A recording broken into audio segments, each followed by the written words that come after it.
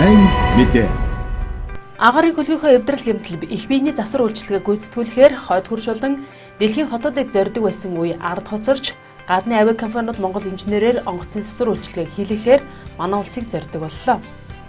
Мяд компанийн агаарын хөлгийн засвар үйлчилгээний газрын инженерүүдийн ур чадвар бүсийн хэмжээнд үнэлэгдэж эхэлсэн сайн мэдээг дуулгая. Олон улсын авиакомпаниуд онгоцныхоо засвар үйлчилгээг хийлгэхээр манай улсыг зорио ирдэг боллоо. 2014 оны 9-р сараас эхлэн Монгол инженерүүд Таиланд, Бүгд найрамдах Солонгос улс, Орос улбан улс, Турк гээд 6 авиакомпани агаарын хөлгүүдэд 20 гаруй удаагийн хүнд хэлбэрийн техник үйлчилгээний ажил хийгээд байгаа нь Монгол инженерүүд бүсийн хэмжээнд үнэлэгдэж эхэлсэнийг харуулж байгаа юм а. Манай байгууллагын нийт хүн хүчин чадлаараа нийтдээ ингээд жилдээ ажиллах юм бол бид нар бол жилд 16 ширхэг Boeing 737-800 онгоц, 6 ширхэг Boeing 767 300 онгоцыг засварлах боломжтой хүчин чадалтай ийм баг хамт олон бол байгаа. Монгол инженерүүдийн гол давуу тал нь бол чанартай гүйцэтгэл, богино хугацаанд хурдан чанартай хийдгээрэл бид нар бусад өрсөлдөгч байгууллагатай өрсөлдөж байгаа л гэж өөрсдөө дүгнж байгаа. Өнөөдрийн байдлаар Мяд компани агаарын хөлгийн засварын газарт 140 гаруй хүний бүрэлдэхүүнтэй Монгол инженерийн баг, Орос улбан улсын Utah Air Aviation компани агаарын хөлөг мөн Бүгд найрамдах Солонгос улсын A-Star-Jet авиакомпани агаарын хөлгүүдэд хүнд хэлбэрийн техник үйлчилгээний ажлыг амжилттай гүйцэтгэж байна. Онгоцныхаа одоо энэ юунуудыг ингээд хажуудлын ханнууд ингээд авчихсан байж байна.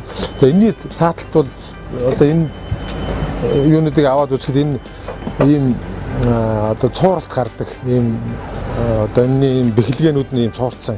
Тэрний үйлчлэг гарч байна. Одоогоор бол нэг 12 газар ийм тийм одоо бид нар ингээд нүдэнд харагдахгүй л дээ. Гэтэ ингээд цаагуур ингээд тойл хийж ингээд яаж үгүй маш сайн нягтлж үзэж гардаг. Тийм засвар хадлага гэхэд нэг 12 ширхэг гарчгаад байна. Тэгээ тэрнээс гадна үйлчлэгүүд зөндөө байгаа л да энэгээр.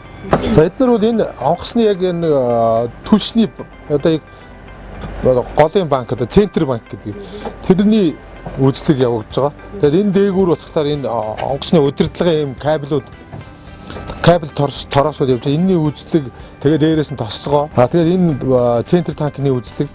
Тэгээд энэ онгоцны энэ шал одоо нөө зорчигчийн суудал байдаг юмны шалнууд.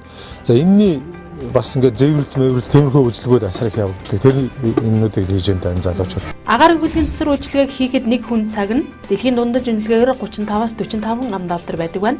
Монголчууд энэ л үнэлгээгээр гадны авиакомпаниудад үйлчилгээ үзүүлж байгаа юм. Сүүлийн жилүүдэд авиакомпаниуд Монгол инженерүүдээр агаарын хөлөгтэй засвар үйлчилгээ авах болсон нь монголчууд техник үйлчилгээний ажлыг богино хугацаанд гол нь Европын стандартаар чанарын өндөр түвшинд гүйцэтгэн хийдэгт байгаа гэлээ. Дэлхийн дунджаар нэг агаарын хөлгийн засвар үйлчилгээний ажлыг агаарын хөлгийн их биений хэмжээ болон тухайн техник үйлчилгээний ажлын багцаас хамааран 150 мянгаас 1 сая хүртэл долларын өртгөөр хийж гүйцэтгэдэг байна. Монгол инженерүүдийн ур чадварыг үнэлсэн гадны авиакомпаниуд цаашид урт хугацаанд хамтран ажиллах санал хариулээд эхэлсэн сайн мэдээг давхар хүргье.